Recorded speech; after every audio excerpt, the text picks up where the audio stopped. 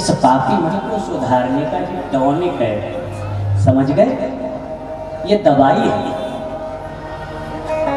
यदि इसको लेते रहोगे ना, ये खुराक लेते रहोगे,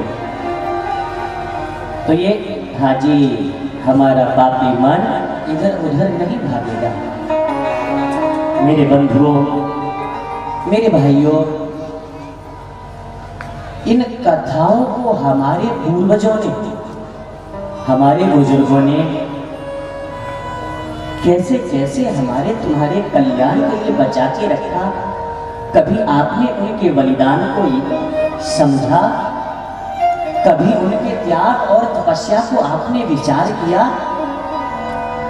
अभी कथा के प्रारंभ में हमारा गौरव भाई आप लोगों को बताया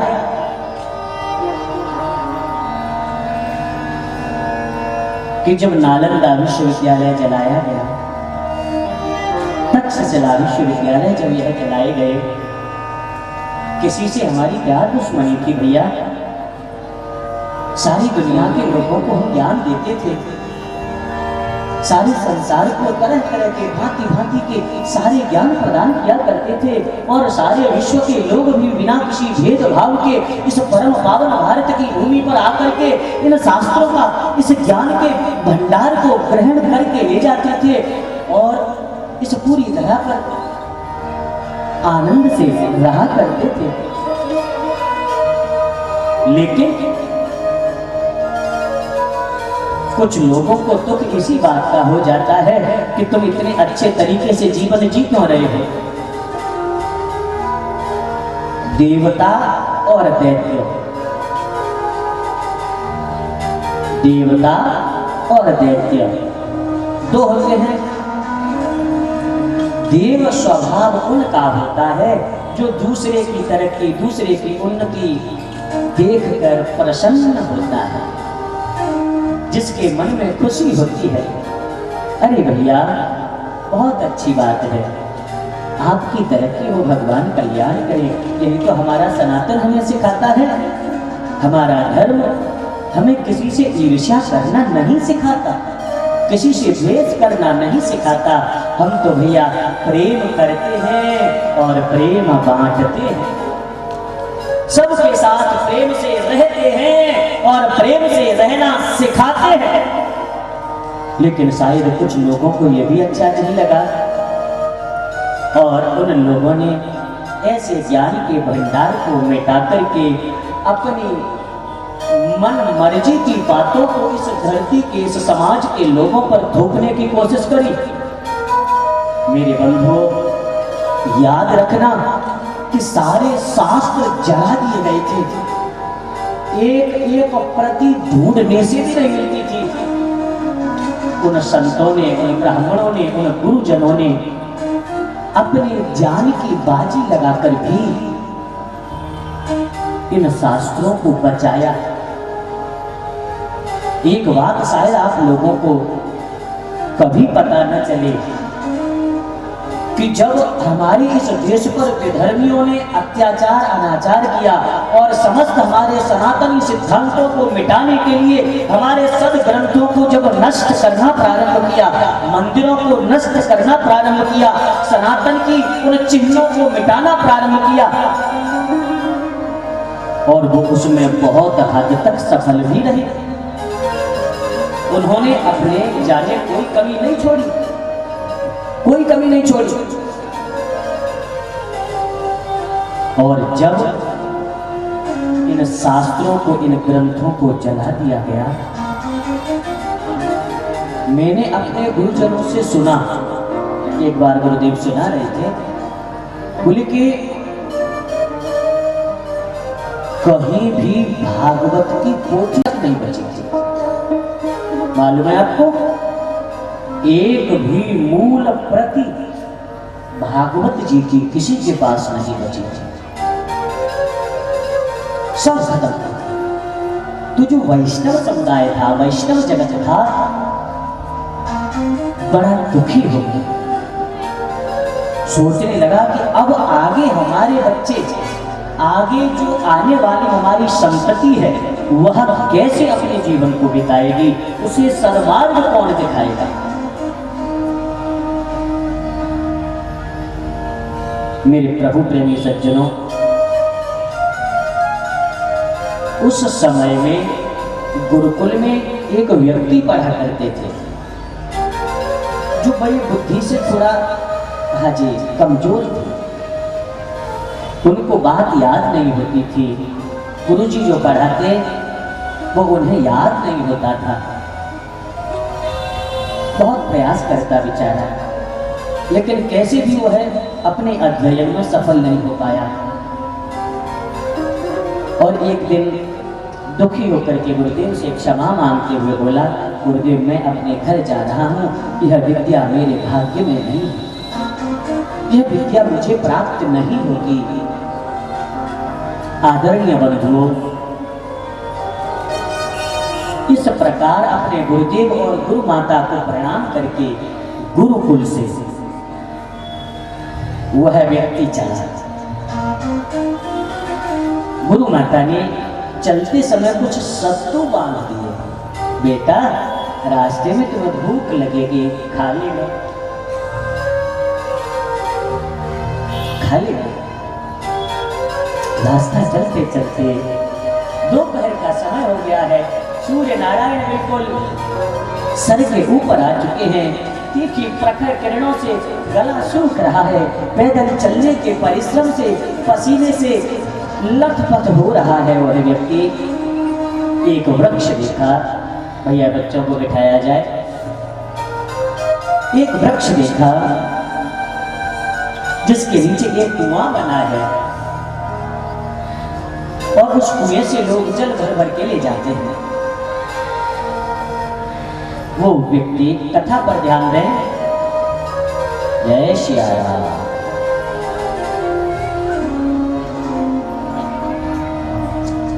पानी लिया और अपना सत्तू घोल के, ऐसे खाते हैं सत्तू घोल के खाने लगा। तभी उसकी दृष्टि सामने पत्थर पर गई, जिस पत्थर पर रसरी आवत जाते, सिल पर परत निशान। जब कोई व्यक्ति लगातार किसी कार्य के लिए प्रयास करता है, प्रयत्न करता है, तब एक क्षण वो आता है कि झुकना ही पड़ता है और उस व्यक्ति को सफलता मिलती है। उसने देखा कि अरे ये रस्सी इतनी कोमल होती है, ये पत्थर इतना कठोर होता है, लेकिन बार बार इसकी रगड़ से जब ये पत्थर घिस सकता है तो क्या मेरी बुद्धि में ज्ञान नहीं आ सकता? आखिर मैं ज्ञानवान कैसे नहीं बन सकता? तब वह बालक लौटकर पुनः गुरुकुल में पहुंचा और जाकर गुरुदेव को, गुरु माता को प्रणाम किया, कहा गुरुदेव मैं पढ़ूं, मैं अध्ययन करूंगा। और फिर उस व्यक्ति ने अध्ययन किया और अध्ययन करने के बाद उसने इन ग्रंथों को, इन पुराणों को अपने कंठ में धारण कर लिया। श्रीमद् भागवत महापुराण उन्हें कंठस्थ है। उस महापुरुष का नाम है, आदरणीय कथा प्रेमियों, महात्मा पोप। लोग आज भी उनका नाम नहीं जानते। उनका नाम था महात्मा पोप। जो आर्य समाजी बंधु हमारे पुराणों को पोप लीला कहते हैं ना, वो इसीलिए कहते हैं क्योंकि उस समय सारे पुराण जब जला दिए गए थे तब महात्मा पोप ने ही बोल बोल के इन्हें पुनः लिपिबद्ध कराया था, इनको पुनः लिखवाया था।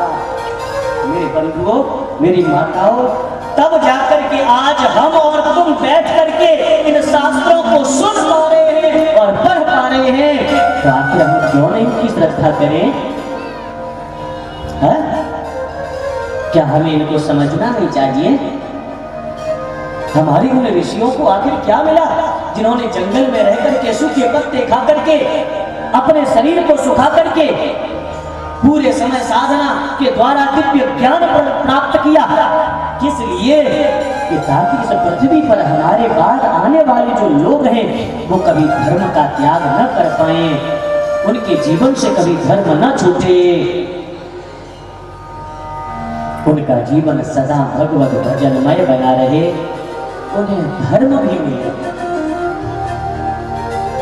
उन्हें अर्थ भी मिले, उन्हें काम भी मिले और अंत में इस मानव जीवन का संपूर्ण लाभ मोक्ष की भी प्राप्ति हो। कथा प्रेमी सज्जनों माताओं,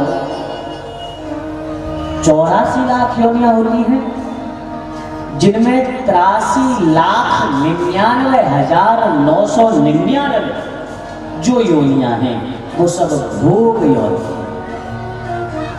मानव देह के द्वारा किए गए शुभ अशुभ कर्मों का फल भोगने के लिए हम इन निकृष्ट योनियों में जन्म लेते हैं। योनि का मतलब होता है अपने कर्म फल के भोग के लिए हमें जो परमात्मा ने यह साधन दिया है, यह शरीर दिया है, साधन धाम मोक्ष कर द्वारा। क्या है यह मानव देह? मेरी मैया सुनाई दे रहा है ना? क्या है यह देह? साधन धाम मोक्ष कर द्वारा। आदरणीय बंधुओं, जिनको संस्कृत में हमारे ग्रंथ समझ में नहीं आ पाते हैं, क्योंकि हम तो भैया इंग्लिश मीडियम के लोग हैं ना, हमने इतना अपने बच्चों को पढ़ा लिखा बनाया है, आज अपनी संस्कृति को बचाने के लिए हमने इतना प्रयास किया है मेरे बंधुओं, कि आज यदि हम अपने बच्चों को हिंदी में मोबाइल का नंबर भी डायल करवा लें, ये कोई और नहीं कर रहा है। जरा विचार करिए, अपना आंकलन करिए कि तुम कर क्या रहे हो। अंग्रेजों को गए हुए इतना समय हो गया, लेकिन तुम्हारे दिमाग से आज तक उस अंग्रेजियत का भूत नहीं उतरा। अंग्रेजों के जाने के बाद भी उनके तुम मानसिक गुलाम बने हो। वही कानून, वही व्यवस्थाएं, वही सोच और वही जीवन जो केवल तुम्हें केवल और केवल जीवन की बर्बादी सिखाता है। हम बड़े गर्व से सीना तान के कहते हैं कि नहीं साहब, हमारे बच्चे तो भैया हाजी हिंदी तो जानते ही नहीं महाराज, इतने पढ़े, अरे डूब के मर जाओ हर पानी में। जिसको अपने देश पर, जिसको अपनी भाषा पर, जिसको अपने धर्म पर यदि अभिमान नहीं है तो वह जीते जी मर गया, वो जीवित नहीं है, वो मरता हुआ प्राणी है। जो अपने देश से प्यार नहीं करता, जो अपने धर्म से प्यार नहीं करता, जो अपनी परंपराओं का त्याग करके रोज आए दिन नए नए रास्तों पर चलने के लिए तैयार हो जाता है। मेरी बंधुओं, आखिर यह व्यासपीठ आप लोगों से चाहती क्या है? क्या चाहते हैं हम लोग? केवल यही ना कि मेरे देश का एक एक बच्चा राम के समान गुणवान बने, एक एक बिटिया सीता की तरह गुणवान बने, यही चाहते हैं।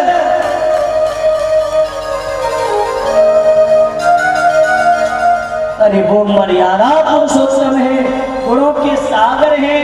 यदि उस गुणों के सागर का चिंतन करते करते यदि यह मेरे परिवार के लोग, यह मेरे लोग यदि तालाब में भी बन गए ना, तो भी जीवन कल्याण, जीवन का कल्याण हो जाएगा।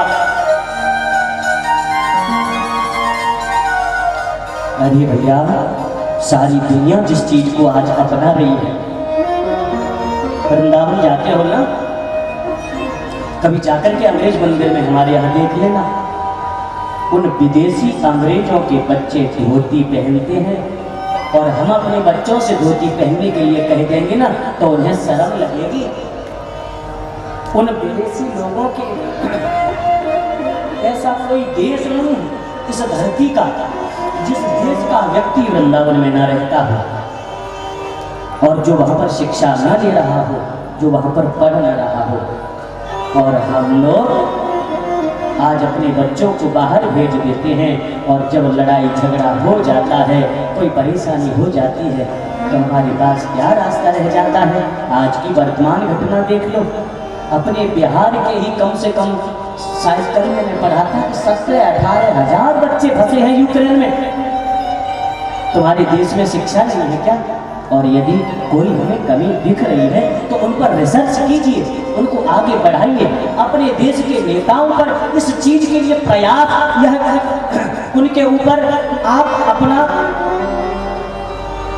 हाँ जी, थोड़ा सा उनके जो सोच है उसको बदलने के लिए उन पर प्रेशर डालिए, उनसे कहिए। बहुत समय हो गया हमें भटकते और भटकाते हुए। अब हमें अपने देश को, इस भारत को विश्व गुरु बनाना है, जिसके लिए आज हर एक बच्चा अपनी सनातनी मान्यताओं को जाने और समझे, अपने ग्रंथों को, अपने शास्त्रों को पढ़े, जो ज्ञान का भंडार है, जहां किसी चीज की कोई कमी नहीं है। जो कुछ हमें लग रहा है वह हम अपने देश में औरों से भी कई गुना बेहतर कर सकते हैं। इतना हमारे देश के लोगों में, इतनी हमारे देश के लोगों में क्षमता है। ज्ञान की कोई कमी नहीं है, विश्वास की कोई कमी नहीं है। बस आज कमी हो रही थी तो एक कुशल नेतृत्व की। हमें अपनी भाषा पर, अपने धर्म पर सदा गर्व करना चाहिए। मेरे बंधुओं, मेरी माताओं, जब हम बदलने लगेंगे, ये मुझे पूर्ण विश्वास है, शायद दुनिया को बदलते देर नहीं लगेगी। एक बार तुम तो अपने घर लौट के आ जाओ। तुमने भेष त्याग दिया, तुमने आचरण त्याग दिया, तुमने अपनी मान्यताओं को त्याग दिया, पूर्ण वैज्ञानिक सनातनी परंपराओं को त्याग दिया, जहां सोने से लेकर के खाने तक हर चीज में विज्ञान भरा है। हमारे शरीर को रोगों से बचाने के लिए हमारे उन ऋषियों ने ऐसे ऐसे साधन, ऐसे ऐसे उपाय बताए। विचार करो, यदि हम प्रातःकाल केवल उठना सीख लेते, योग प्राणायाम करें, विश्वास के साथ गारंटी से कहता हूं कि यदि कोई तुम्हारा पूर्वकृत कर्म, अशुभ कर्म यदि उदित नहीं हुआ होगा तो तुम्हें कोई रोग भी नहीं हो सकता, कोई बीमारी भी नहीं हो सकती। आप चल के तो देखो, एक वर्ष इन नियमों का पालन करके तो देखो, तुम्हारा जीवन कैसे बदलता है। तुम ये कहोगे महाराज, हम तो यह हीरे जैसा जीवन कांचे के टुकड़े पर लुटा बैठे, ऐसी छोटी छोटी चीजों में, छोटी छोटी बातों में हम लुटा बैठे। आज हमारे साथ बड़े बड़े धोखे हुए हैं, बड़े कुचक्रों में इस देश की भोली जनता को हमेशा फंसा दिया गया है।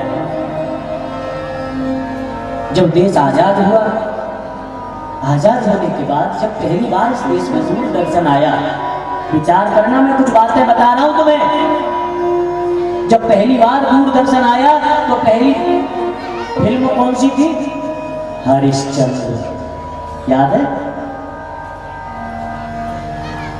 उसको देख करके लोगों में इतना अनुराग बढ़ा, क्योंकि ये परंपरा हमारे खून में है, हम पे थोपी नहीं गई। लेकिन जैसे ही थोड़ा सा कोई, जैसे शीशा होता है ना, और शीशे पे गंदगी जम जाती है तो कुछ दिखता नहीं है, धुंधला हो जाता है। लेकिन जैसे ही उस पर थोड़ा सा आपने हाथ मारा, शीशा साफ हो जाता है। उसी तरह हम लोगों का मन भी साफ हो जाता है। बस थोड़ा सा कोई कपड़ा लेकिन मारने वाला आ तो जाए, हम लोग बहुत जल्दी समझ जाते हैं, क्योंकि ये सारी चीजें हमारे अपने खून में हैं। मेरे बंधुओं, मेरी माताओं, लेकिन जब उन दिमाग के शैतान लोगों ने देखा, ओहो इन भोले लोगों को कैसे भटकाया जाए, तो उन्होंने दूरदर्शन के माध्यम से तुम्हारे जीवन में अश्लीलता परोसनी शुरू करी।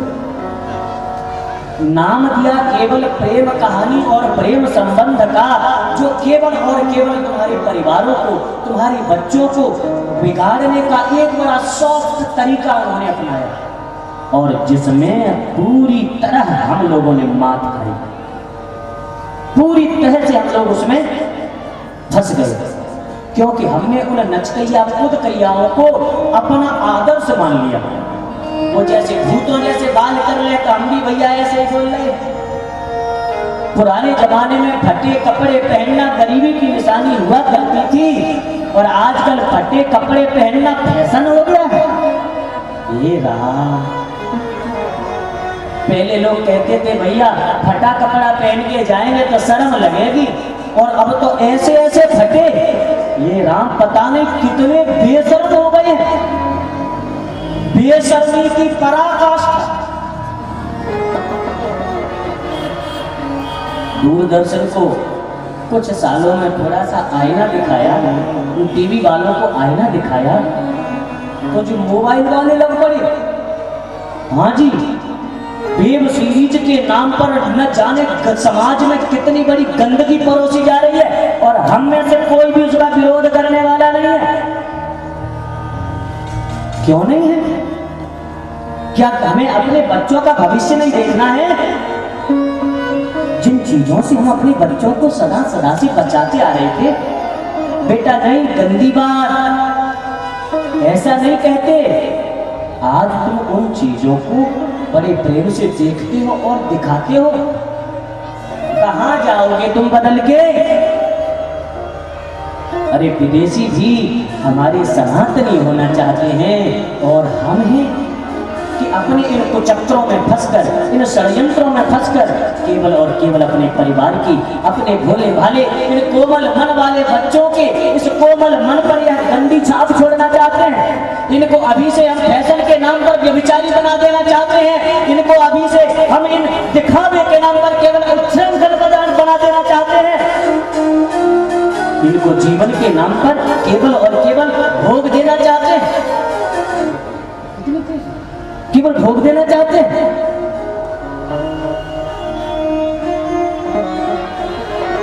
बंधुओं, एक बार हाथ जोड़ के मैं, जो लोग मुझे यहाँ सुन पा रहे हैं, नगर में जो लोग सुन पा रहे हैं, और प्रसारण के माध्यम से दूर दूर तक देख रहे जो लोग भी सुन पा रहे हैं, सब लोगों से भैया है, हाथ जोड़ के कहता हूं, एक बार बैठ के जरा इन बातों पर विचार जरूर कर लेना कि आखिर हम कौन से अंधे कुएं में गिरने जा रहे हैं।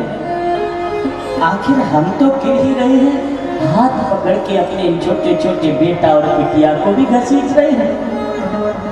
शिक्षा के नाम पर केवल मनमानी करना, केवल एक तो मैं अपने जीवन की घटना बताता हूं, शहर का नाम नहीं लूंगा। एक जगह हम गए, वहां सामने कमरे जो कमरा था उसमें हम लोग रुके हुए थे। उसी घर में पीछे की तरफ एक छोटा सा कमरा बना था, उसमें ताला लगा था। एक दिन ऐसे घूमते घूमते उधर निकल गए। वो कमरा देखा, मैंने कुंडी लगी थी उसमें। मैंने सोचा पता नहीं क्या होगा, तो मैंने उसकी कुंडी खोली। कुंडी खोलने के बाद जब मैंने कमरा देखा, मेरी तो आंखें फटी रही। मैंने कहा ये क्या लिया? उस कमरे में कम से कम 6-7 फीट तक शराब की बोतलें चिनी हुई थी एकदम से। मैं जो घर मालिक था उसके पास गया, मैंने कहा क्यों भैया, कबाड़ी का काम करते हो क्या? बोले कि नहीं महाराज, हम तो नहीं करते। तो पीछे कमरे में जो इतनी बोतलें कहाँ से खरीद के लाए तुम? बोले अरे नहीं, हम नहीं, ये एक कमरा है ना पीछे, इसमें 4-5 पढ़ने वाले लड़के रहते हैं, हमने उनको किराए पे दे रखा है, ये उन्हीं का सामान है। बोलो जय श्री राम। पिता इधर एक एक पाई खुद के खून को जला जला के कमा रहा है, और तुम शिक्षा के नाम पर केवल ये चीजें सीख रहे हो, और इसे तुम आधुनिकता कहते हो। ये आधुनिकता नहीं है मेरे भैया। यदि अच्छी चीज होती तो जब समुद्र मंथन से प्राप्त हुई तो इसे राक्षसों ने क्यों ग्रहण किया? इसे देवता ले लेते? नहीं, वास्तव में यह मदिरा इंसान को राक्षस बना देती है। बनाती है ना? हाँ जी। परमात्मा ने तो तुम्हें इंसान बनाया कृपा करके।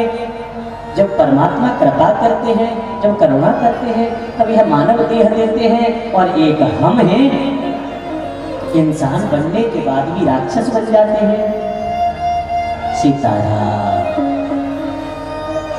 भैया इंसान बनाए हो, इंसान से ऊपर चलिए, देवत्व कोटि में पहुंचिए, देवता बनिए। बस यही मेरी आप सब लोगों से प्रार्थना है। मेरी कथा प्रेमियों, आखिर हम अपने मन को, अपनी इस बुद्धि को, अपने इस चित्त को कैसे भगवान के भजन में लगाएं? संसार में फंस चुके, आकंठ बुराइयों में जो डूब चुके, आखिर कैसे इस मन को पुनः भगवद भजनमय हम बना सके? इसी के लिए तो हम सत्संग सुनते हैं। यदि हम लोग ये विचार करें, देखिए एक और बात सुन लीजिए, शास्त्रों का मर्म, शास्त्रों का गूढ़ रहस्य गुरुजनों के द्वारा ही प्राप्त होता है।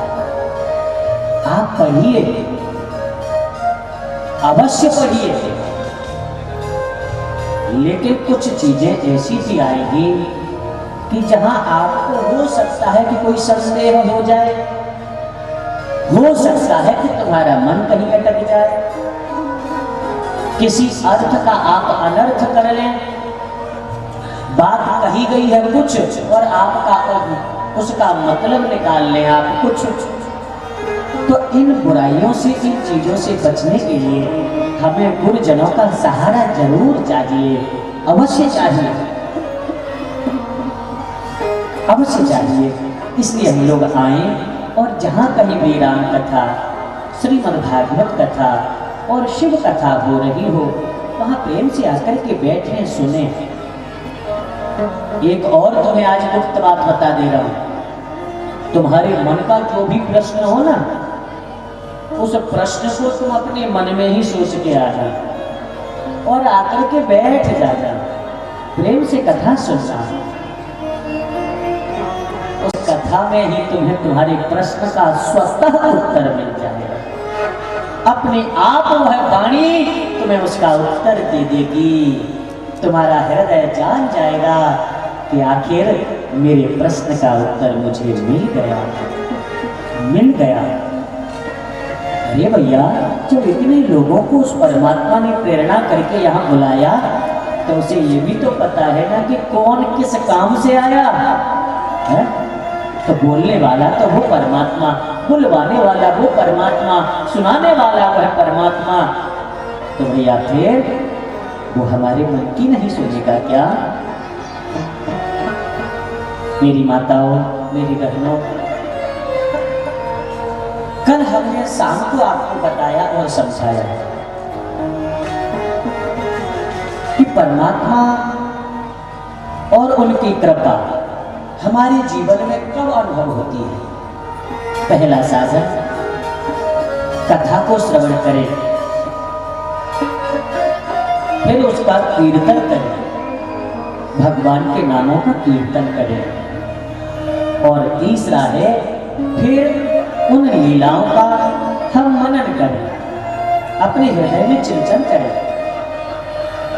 आदरणीय प्रभु प्रेमी सज्जनों, इस प्रकार यह मनन जो है, तीनों साधन एक दूसरे से उत्तर श्रेष्ठ है। पहले श्रवण, सुनेंगे तभी तो जानेंगे, और फिर कीर्तन कीर्तन जब करेंगे तो कीर्तन ऐसे समझ लो कि जैसे हम जब भोजन करने बैठते हैं ना, और आज हमारे घर में श्रीमती जी ने बहुत सुंदर पकवान बनाए, इतना स्वादिष्ट भोजन बनाया, इतना हमें पसंद आया गया कि हम स्वाद ही स्वाद में 10-12 पूरी ज्यादा मार रहे, किलो 2 किलो ज्यादा खींच रहे। तो अब ज्यादा खा जाएंगे तो क्या होगा? अजीर्ण होगा ना, कुपच हो जाएगी। तो फिर क्या करना है? एक हाजमा की गोली डाल लो, है? तो जब कथा सुनते सुनते जब मन बौराने लगे ना, तो तुरंत कीर्तन आ ही जाता है। सो इसको हाजमा की गोली दे दो, ले आ जा। जैसे तुम कीर्तन करोगे सो ये फिर लाइन पे आ जाएगा, और फिर हम उस कथा को समझने लगेंगे, सुनने लगेंगे। सदाचार का कल हमने आपको बताया, सदाचार का मतलब होता है सद आचरण, शास्त्र की विधि के अनुसार जीवन जीना। जिसमें बताया प्रातः काल हम जल्दी उठें, कृपया ध्यान दें, प्रातः काल जल्दी उठें, अपने इष्ट का, अपने आराध्य का, परमात्मा का हम ध्यान करें। तत्पश्चात धर्म का प्रथम चिंतन करें, फिर अर्थ का चिंतन करें, आय और व्यय का अपना हिसाब लगा लें, और तत्पश्चात स्नानादि से निवृत्त होकर के संध्या वंदन करें। अब संध्या वंदन जो क्रिया है ना, वो केवल ब्राह्मणों तक ही सीमित रह गई है, और ब्राह्मणों में भी जो ब्रह्मावृत्ति से जीने वाले लोग हैं केवल वही विचारे कर रहे हैं। बाकी जो लोग अपना धर्म छोड़ करके नौकरी पेशा वाले हो गए, व्यापार वाले हो गए, उनमें भी कुछ लोग हैं, लेकिन ज्यादा संख्या ऐसे लोगों की बढ़ती जा रही है कि जिन्होंने अब शास्त्रीय मर्यादा को ताक पे रख दिया है, मन माने तरीके से जीते हैं और मन माने ही काम करते हैं। सुनना ध्यान से, मन माने तरीके से पीछे वाले लोगों को सुनाई दे रहा है ना भैया? ने बता दिया मुझे सुनाई दे रहा है पीछे वालों?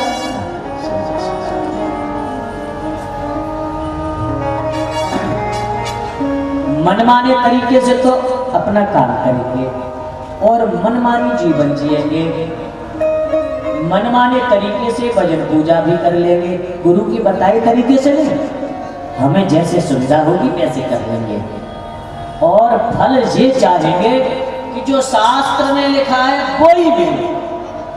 है गलत कह रहा? जीवन तो मनमानी जिएंगे, लेकिन जो लिखी है ना महाराज, हाँ ऐसा हमें तो पैसा मिलेगा, गाड़ी आई ना, हमें तो 4 गुना है कथा सुनते सुनते, हम तो सोच रहे थे कि कथा सुनते ही पैसा वाले है जाएंगे। तो मेरी बंधुओं, मेरी माताओं, शास्त्रीय फल चाहते हो तो शास्त्रीय विधान से जीना सीखो। उस विधान को पहले मानो तो सही, तभी तो तुम्हें उसका परिणाम प्राप्त होगा। इसके बाद हम परिश्रम करके धन कमाएं। परिश्रम का जो धन होगा ना, वो हमारे बच्चों को सात्विकता प्रदान करेगा, उनके जीवन में सद्गुण लाएगा। दूसरों को धोखा देकर छल कपट के द्वारा कमाया गया जो धन है, वो हमारी संतानों को बिगाड़ देगा। और पूत सपूत कहा धन संचय, पूत कपूत कहा धन संचय।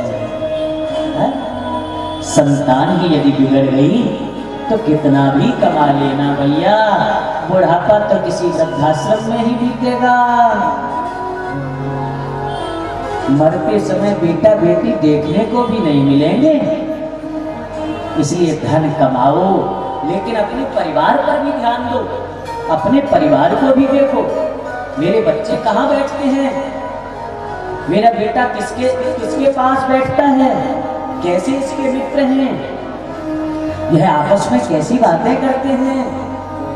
ये जिम्मेदारी माता पिता की है केवल अच्छे कपड़े दे देना, महंगी गाड़ी दे देना, महंगा मोबाइल दे देना, ये जिम्मेदारी नहीं है। उनको अच्छे संस्कार और अच्छे शिक्षा देना भी हर माँ बाप का दायित्व है, हर माँ बाप का कर्तव्य है। यदि हमने अपने बच्चों को सही बात नहीं सिखाई तो क्या कहता है नीति शास्त्र? माता शत्रु पिता ये न बालो न पाठिता न शोभते सभा मध्ये हंस मध्ये बको यथा। प्रभु प्रेमियों, जिस प्रकार हंसों की सभा में कोई कौवा कभी शोभा नहीं पाता है, ठीक इसी प्रकार जो माता पिता अपने बच्चों को उच्च शिक्षा नहीं देते, उत्तम ज्ञान नहीं देते, उनको सही बातें नहीं सिखाते, ऐसे लोग अपने उन संतानों के दुश्मन माने जाते हैं, उनके शत्रु समझते। उससे बड़ा कोई दुश्मन नहीं है उनका। और एक बात तो मैं और कहता हूँ, बार बार कहता हूँ, यदि तुम ये चाहते हो कि मेरे बच्चे बढ़िया से बढ़िया बिगड़ जाए, मेरे बच्चों का जीवन नरक बन जाए, तो बस दो काम कर लेना, महंगी गाड़ी और महंगा मोबाइल दे देना, बाकी सब काम वो अपने आप कर लेना। बस केवल ये दो चीजें दे देना, तुम्हारे बच्चों को बिगड़ने से कोई नहीं रोकेगा, कोई नहीं।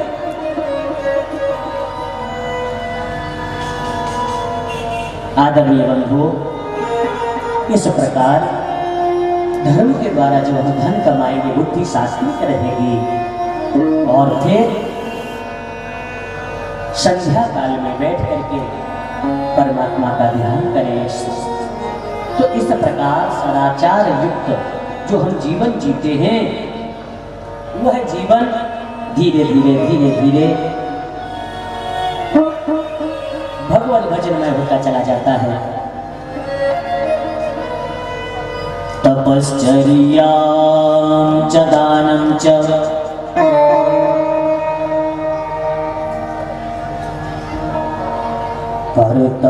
कर्तव्यम् उभयं सदा। हम लोगों को बोले वृंदावन बिहारी लाल की,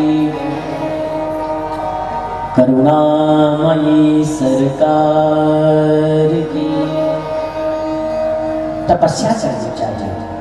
तपस्या का मतलब तुम ये समझ रहे होंगे कि हिमालय पे चले जाएं और वहां जाकर के बर्फ में बैठ जाएं तभी तपस्या होगी। देखो वो तो बहुत कठिन काम है। थोड़ा अपने मन को और इंद्रियों को, जो सुख का आदि हो रहा है, थोड़ा उसे ही संयमित कर लो, वही हमारी तपस्या होगी। कुछ समय थोड़ा आराम त्याग कर किसी भगवान के धाम में तीर्थ में, और जहां तक मैं समझता हूं, यह लोगों से बार बार कहता भी हूं कि जो लोग 50 से ऊपर के हो चुके हैं, 50 के बाद वन अपने आप लग जाता है। 50 के बाद कौन सी गिनती आती है बोलना? क्या? वन। वन मतलब घर में रह लिए, थोड़ा सा वन भी देखो। अब वन की तरफ बढ़ना शुरू करो, क्योंकि तुम्हारी जिम्मेदारियां पूरी हो चुकी हैं। तुम्हारे बच्चे अपनी जिम्मेदारी उठाने के लायक हो चुके हैं। अब उनको धीरे धीरे जिम्मेदारियां दो, अपनी आंखों के सामने उन्हें देखो। और कुछ बड़े बूढ़े तो हमने ऐसे देखे हैं, हाथ पकड़े हैं, चाबी नहीं लगाई जा रही, लेकिन चाबी बच्चों को नहीं देंगे। अरे सब बर्बाद कर देंगे। अरे बाबा जी कल को मर जाएगा तब फिर इन्हें कौन देखने आएगा? कम से कम अपनी आंखों के सामने तुम देख तो लोगे कि जो बना रहे हैं कि बिगाड़ रहे हैं। जब बिगाड़ेंगे तो तुम समझाने वाले तो हो, और जब कभी उनको मौका ही नहीं दोगे। कई कई घरों में हमने झगड़ा देखा है ऐसे का। महाराज 52 साल के हो गए, हमारे पिताजी आज तक हमको गल्ले पे ही नहीं बैठने देते, दुकान पे ही नहीं बैठने देते। है? कब तक रहोगे भैया, कब तक? प्रभु प्रेमी सज्जनों, इसलिए अपने सामने आप उन्हें जिम्मेदारी दीजिए और इस लायक से योग्य बनाइए कि ताकि वह तुम्हारे सामने ही समर्थ हो जाए। और आपको क्या करना है? ऐसे लोगों को 12 महीने होते हैं साल में, कम से कम 1 महीने यदि हमारे बड़े बुजुर्ग ये चाहते हैं कि मेरे परिवार के लोग मेरा सदा सम्मान करें, मेरे बेटा बहू सदा मेरा आदर करें, तो उन लोगों को इस बात को गांठ बांध लेना चाहिए और मान भी लेना चाहिए। उन लोगों को अपने समय रहते हुए सारी जिम्मेदारियां सौंपकर 12 महीने में से कम 1 महीना घर से दूर किसी तीर्थ में रहना चाहिए। जब आप तीर्थ में रहेंगे और उस 1 महीने में आप आकर जब लौट के देखेंगे तो आपको पता चलेगा कि मेरे बेटे ने, मेरी बिटिया ने क्या बनाया और क्या बिगाड़ा। दूसरा एक और चीज है, हर समय तुम छाछी पे बैठे रहोगे ना तो घर वाले भी ऊब जाएंगे। कितनी ही अच्छी चीज हो, सदा हमारी आंखों के सामने रहे तो हम उससे थोड़ा सा अरे भैया ने थोड़ा शांति ले लेंगे। और कोई भी कितना ही प्यारा क्यों ना हो, उसकी कीमत, उसका महत्व हमें तब पता चलता है जब वो हमारी जिंदगी से दूर जा चुका होता है, जब वो इतनी दूर निकल गया होता है कि वापस लौट के आने का कोई रास्ता ही नहीं, तब हमें याद आता है। तो मेरे कथा प्रेमी सज्जनों, माताओं, मेरे बंधुओं, भाइयों, बुजुर्गों, मैं सबसे कह रहा हूँ, सदाचार का जीवन जिया जाए। जो भगवान सदाशिव अपने परम भक्त नंदीश्वर को सुनाते हैं, श्री नंदीश्वर सनकादिकों को सुनाते हैं, सनकादिक वेदव्यास जी को सुनाते हैं, और वेदव्यास जी की प्रेरणा से आज यह व्यासपीठ समस्त नगर वासियों से यही अनुरोध करती है कि जीवन सदाचार का होगा तो ही तुम्हारा मानव जीवन है, अन्यथा पशु और तुम में कोई अंतर नहीं है। खाने के लिए वो भी जीता है, बच्चे पैदा वो भी करता है, जब मारोगे तो डर उसे भी लगता है। अपनी जान बचाने के लिए एक चींटी भी भागती है, उसे भी प्राणों का भय होता है। मेरे बंधुओं, हम तो इंसान हैं, हम मानव हैं। जरा अपनी मानवता को जगाइए और सही मायने में मानव बनिए। भक्तवत्सल भगवान की। आइए, बड़ा दिव्य व्याख्यान अभी हम आपको प्रारंभ करने जा रहे हैं। उससे पहले एक दिव्य संकीर्तन भजन गाएंगे ताकि आप लोगों में जो आज कुलबुलाहट चालू है ना वो बंद हो जाएगी। जी, बोले शंकर भगवान की जय।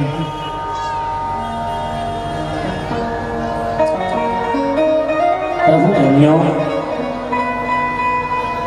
ये भजन गाना, कीर्तन गाना भैया लोगों की मैं तो नहीं जानता, लेकिन हाँ जी, ये मेरी मैया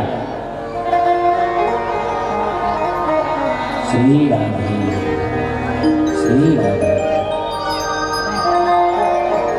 देखो भाई, जैसे तुम सुन रहे हो ना, वैसे सुनाना हम पे भी आता है, ये मत सोचना। हाँ, जैसे तेरी कोमल वैसे मेरे गीत, तुम जैसे सुनोगे वैसे सुनाएंगे। कुछ लेना है तो भैया लेने का तरीका सीख लो, सावधान रहते रहो।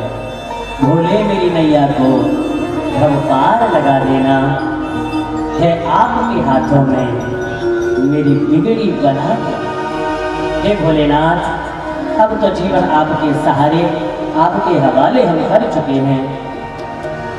इस जीवन को आप संभालिए और जो मेरी बिगड़ी है इसे सुधार दीजिए।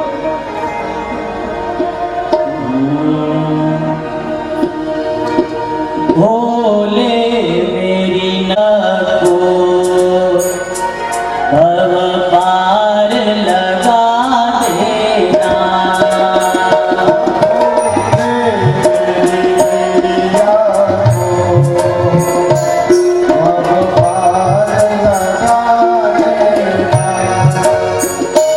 भोले मेरी नैया को